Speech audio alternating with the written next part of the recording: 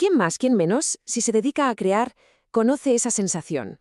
Ese momento de enfrentarse a la página en blanco.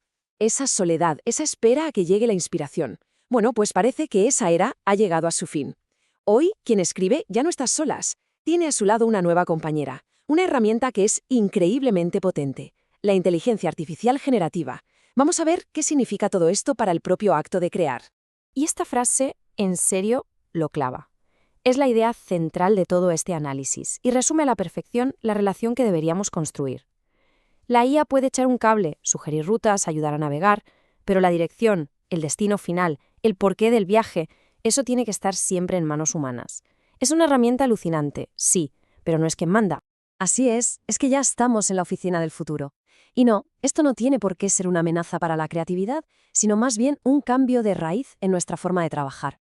Se trata de darle la bienvenida a un nuevo socio en el proceso creativo, uno que puede lanzar ideas, ayudarnos a salir de un atasco mental y, desde luego, a construir a una velocidad que antes era impensable.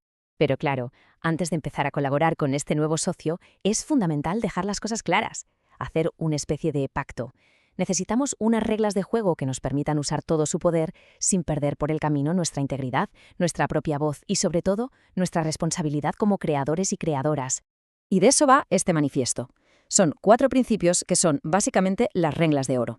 Primero, soberanía intelectual. La máquina propone, pero la decisión final es siempre nuestra. Punto.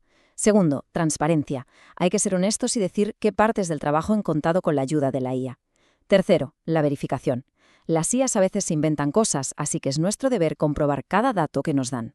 Y cuarto, y para mí el más importante, nada de copiar y pegar a ciegas. La idea es usarla para pensar más y mejor, no para dejar de pensar. Y todo esto nos lleva a la pregunta del millón, que es casi como llevar a la máquina a juicio para entender su naturaleza. ¿Es la IA una autora de verdad?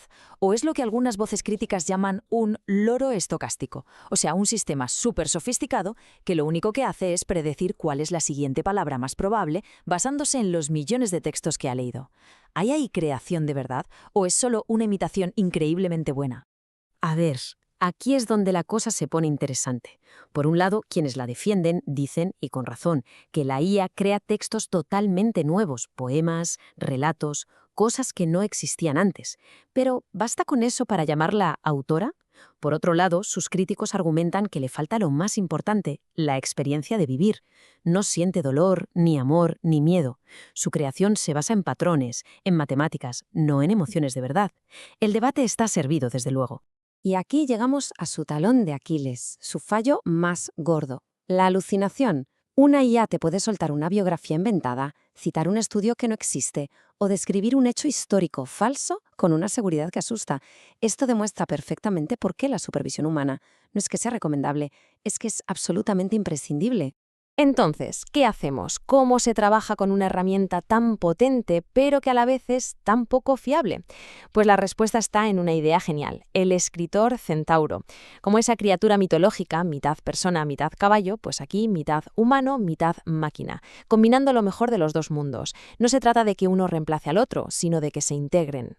Vamos a ver cómo funciona esto en la práctica. Es un bucle de 3 pasos, muy sencillo. Todo empieza con el humano, que pone la chispa, la idea original, la instrucción, lo que llamamos prompt. Después, la IA se pone a trabajar con esa idea y genera un primer borrador. Pero, y esto es lo más importante, el ciclo vuelve a terminar en el humano. Es quien edita, corrige, comprueba los datos y le da el alma final al texto. El ser humano empieza y termina el proceso. Vale, hasta ahora hemos hablado de la relación de la persona que crea con la máquina, pero tenemos que ampliar un poco el foco y hacernos una pregunta mucho más profunda. ¿De dónde saca la IA todo lo que sabe? ¿Cómo aprendió a escribir? Y aquí entramos en un terreno ético bastante pantanoso. La escala es que es difícil de imaginar. No son miles, son millones de obras con derechos de autor. Libros, artículos, poemas, blogs. Es como si hubieran absorbido casi todo el conocimiento humano digitalizado para entrenar a estos modelos. Y la clave de todo el asunto es que, en la mayoría de los casos, se ha hecho sin pedir permiso y sin pagar un céntimo a la gente que creó todo ese contenido. Hay un concepto filosófico que lo explica muy bien: trabajo vivo. La idea es que lo que nos da la IA no sale de la nada, no es magia. Es, en realidad, la cristalización del esfuerzo, la creatividad y el saber de muchísimas personas. Es un derivado de nuestra cultura, el eco de millones de voces humanas acumuladas. Y esto, claro, nos lleva de cabeza a la primera gran pregunta ética.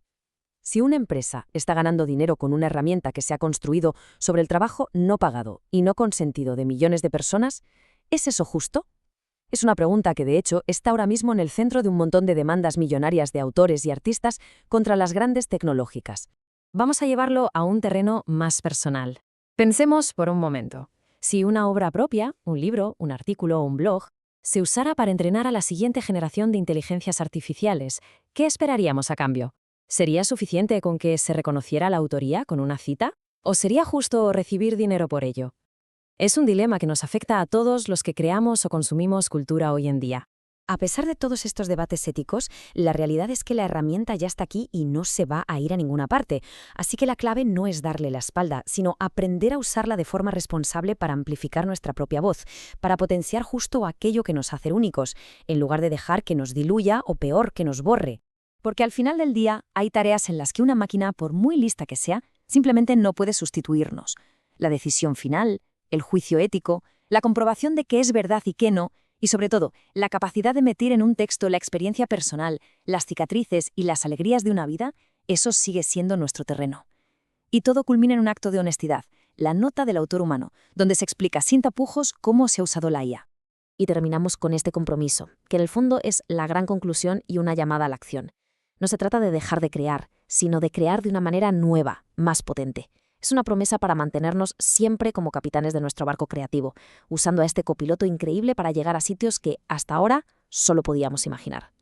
Pero siempre, siempre con nuestra propia voz al timón.